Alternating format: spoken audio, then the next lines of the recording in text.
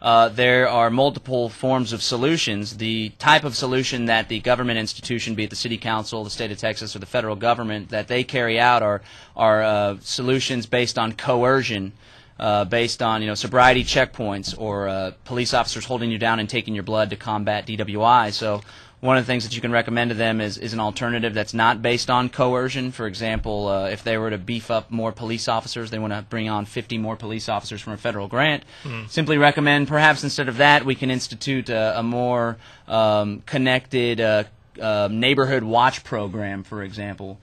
I just would recommend alternatives, and of course, if you save one life with this method, then surely there's another way to save more lives through another method that isn't going to be as intrusive or that isn't going to violate our civil liberties. And we are living in a republic, so even if it's for the benefit of the majority and it violates one individual's civil liberties, then it's against the very fabric of our constitutional republic. I'm really glad you brought up the increase in police officers, because that's a topic that Jeff and I have brought up repeatedly on the show. And it's just sort of taken for granted or accepted as fact that more officers on the street equals more safety. And Jeff and I have argued on the show repeatedly. It's really just the opposite. It's exactly opposite, especially they're out doing wars on. Go ahead, I'm sorry. As long as drug prohibition is the main focus of these police officers, and it is.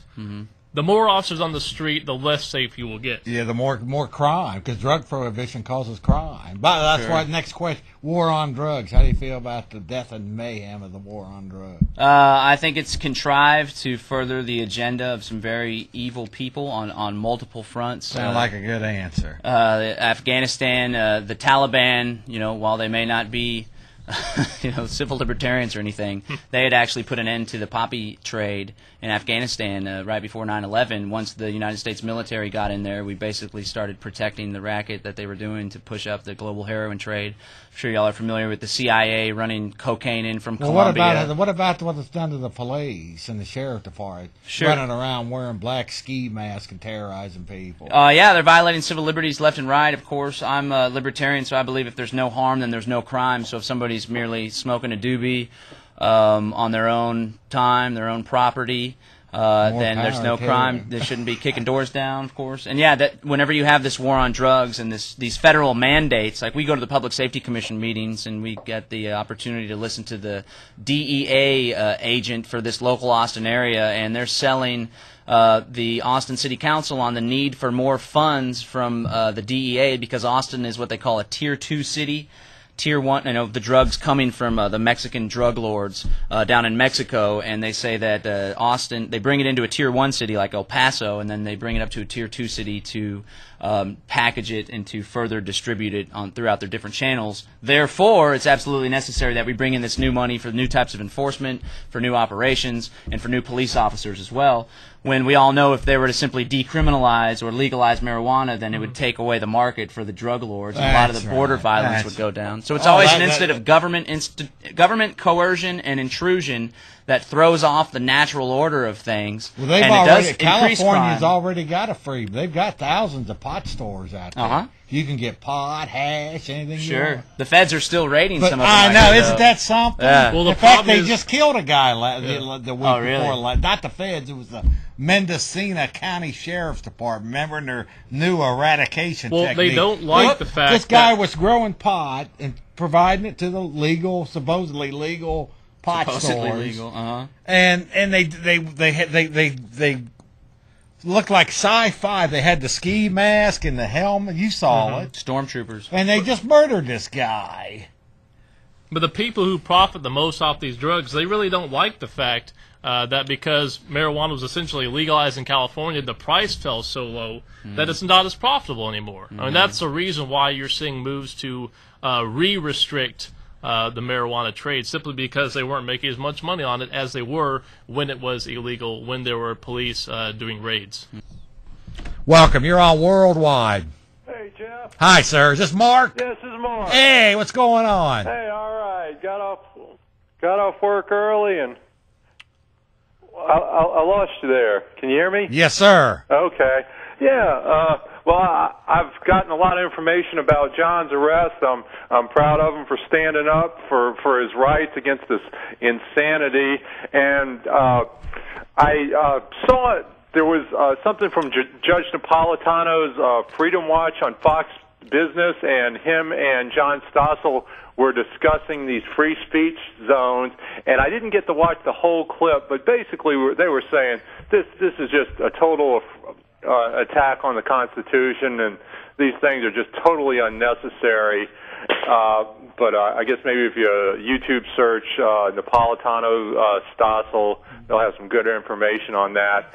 And I also got some information about that organization FIRE, which stands up for free speech rights, mostly conservatives that get discriminated against on college campuses and get their rights violated. There you go. I guess that's it. There you go. Yeah. You should definitely watch the end of that video because Napolitano does a terrific rant toward the end of it. And if you want to see it, it's on Mike Hansen Archives. On YouTube. Yeah, Mike Hansen Archives on YouTube. Good job, Sasan. Yeah, so hopefully they'll drop the charges against John. I think it was ridiculous to arrest him. I think it's ridiculous to have those free speech zones. And it's just another sign about how our rights are quickly being, I mean, we've been going in the wrong direction for a long time, but things are just being so accelerated now. I agree. Yeah. All right. Thank you, Mark. Hey, keep up the work on Facebook. All right. See ya. Thank you. Welcome. You're on Worldwide. Hey, fellas, it's Nate.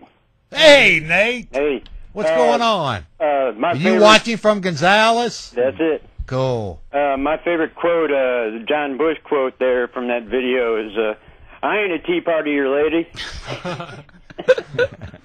Yeah. But, I'm not either. Well, when you kept saying you voted for him, now hold him accountable. That's right. That's right. Yeah, a lot of people thought instantly that I had to have been a Republican because I was opposing Obama. They just see things in that left-right dichotomy. It's unfortunate. Okay. Welcome. You're on Worldwide. Yes. Yes, sir. This is John Perna.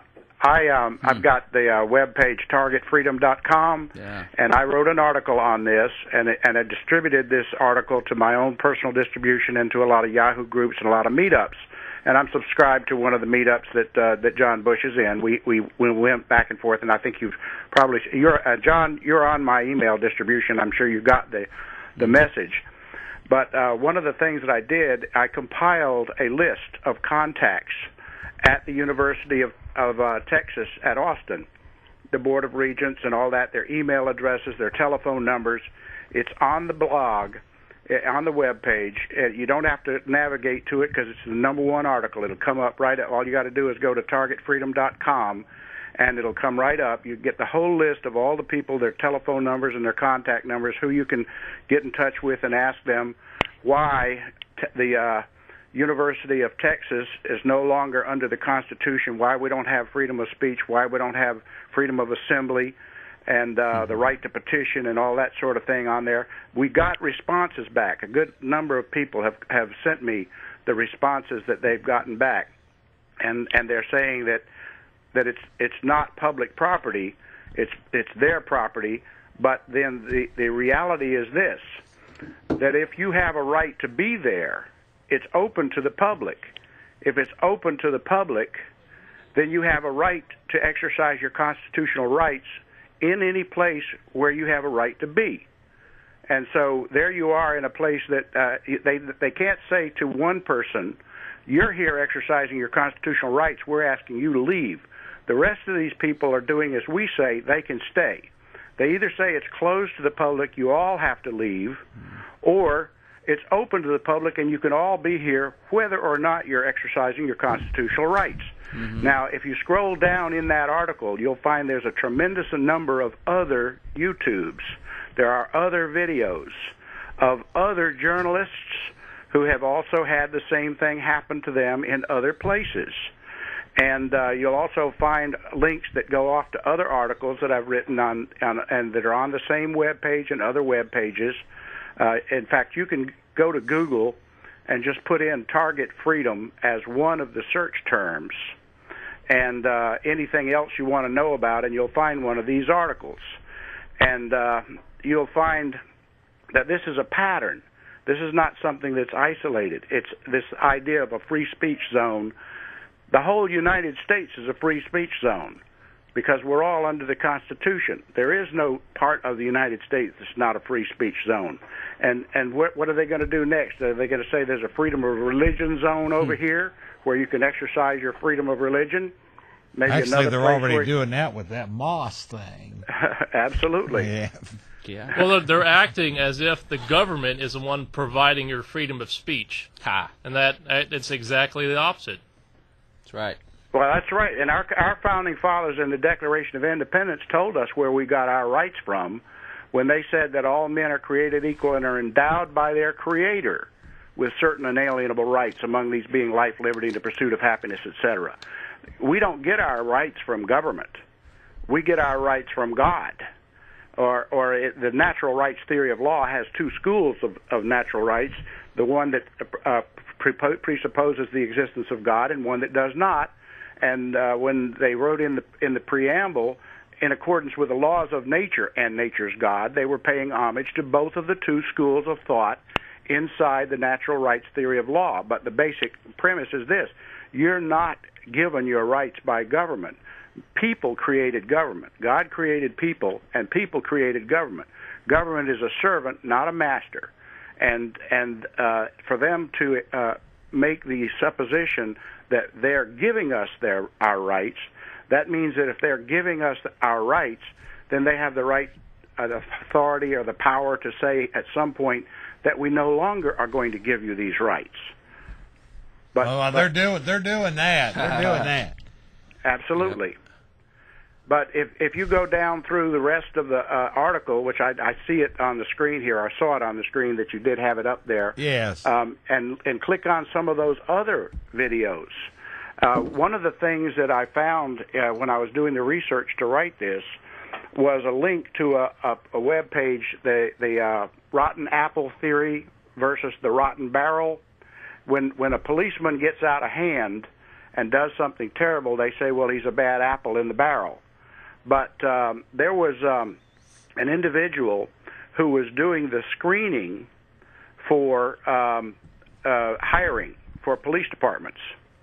And he quit doing the screening when he found that who they were hiring were the people that he had identified as sociopathic. Mm-hmm.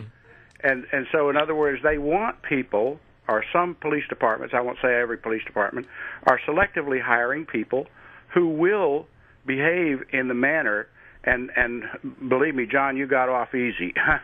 I mean, they took you away gently. Some of these people are tasered. There's an article on there about a 70-some-year-old grandmother. Sir, in Mexico, because of drug prohibition and the war on drugs, 11 journalists have been killed in the last 3 months. And they arrested journalists at the Democratic Convention, and they were told unlawful assembly. You know, it's a constitutional right. Well, it seems like nowadays it takes a certain type of personality to want to be a cop in the first place. I mean, you've got to be comfortable with putting your hands on other people, with interfering in their lives and getting violent on a moment's notice. Thank you, sir. I wanted to mention to you the if you ever see any videos of the war on drugs in Mexico, John, the so-called cartels, they're coming out. You know, they're wearing jeans, they're handcuffed. You know, and the Mexican police are down there with the ski mask and the helmets, and we're told that they're supposed to be the good guys and all that. Welcome, you're on Worldwide. Jeff Davis. Yes, sir. Dave Smithers, how are you? Hey, Mr. Smithers. Calling from where? Rockwall. Rockwall, Texas. We got about 30 seconds to go. We got 30 seconds, David. I will just tell everybody to Google Tim Ryle and enjoy the video, illegal gun confiscation, and go from there. Tim Ryle, how do you spell that last name? Ryle. He's the assistant police chief at the Round Rock Police Department. Okay, we'll do that. Thank you, David. Quick comment. TagTexas.org. Come out to our event August 21st, 7 p.m. at the United States Art Authority. We're going to have a good time. Bakehouse, folks. Coming up. Bakehouse. That's it, bro. That's it. Yeah, good job. Thanks, guys. Good job, son.